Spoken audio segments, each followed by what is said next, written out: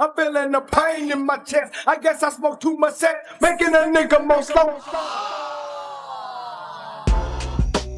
Usually, the divide and conquer tactics have always been used by the oppressor to keep the oppressed oppressed. That's what they taught me. Right. The streets didn't teach me that thug life can never die.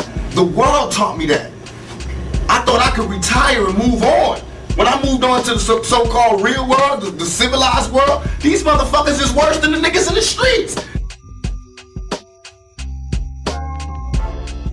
Never hate. Because it ends up in tragic, neurotic responses. Psychologists and psychiatrists are telling us today that the more we hate, the more we develop guilt feelings, and we begin to subconsciously repress or consciously suppress certain emotions, and they all stack up in our subconscious selves and make for tragic neurotic responses. And may this not be the neuroses of many individuals as they confront life, that is an element of hate there. Modern psychology is calling on us now to love. If you take up arms, you'll end it. But if you sit around and wait for the one who's in power to make up his mind that he should end it, you'll be waiting a long time.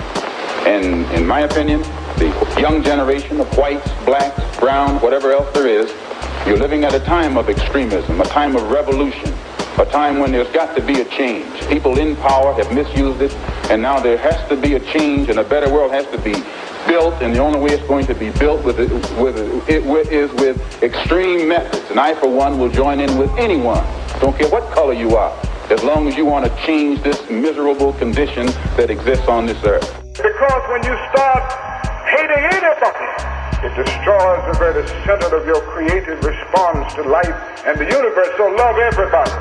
Hate at any point is a cancer that gnaws away the very vital center of your life and your existence. It is like corroding acid that eats away the best, the objective center of your life. What do you think that the Urban League and the NAACP have accomplished for your people? What's your attitude toward them? In their own way, they have been doing their best to bring about freedom, justice, and equality and human dignity for the black people in this country.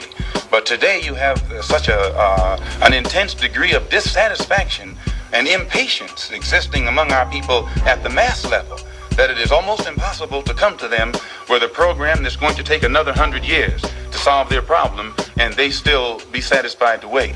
So that they have, the Urban League and the NAACP has done a good job within their understanding. But today it takes more immediate solutions. So that some people aren't going to like you. They're going to dislike you not because of something that you've done to them, but because of various jealous reactions and other reactions that are so prevalent in human nature. Alright, so anything else you want to let the people know about Biggie Smalls?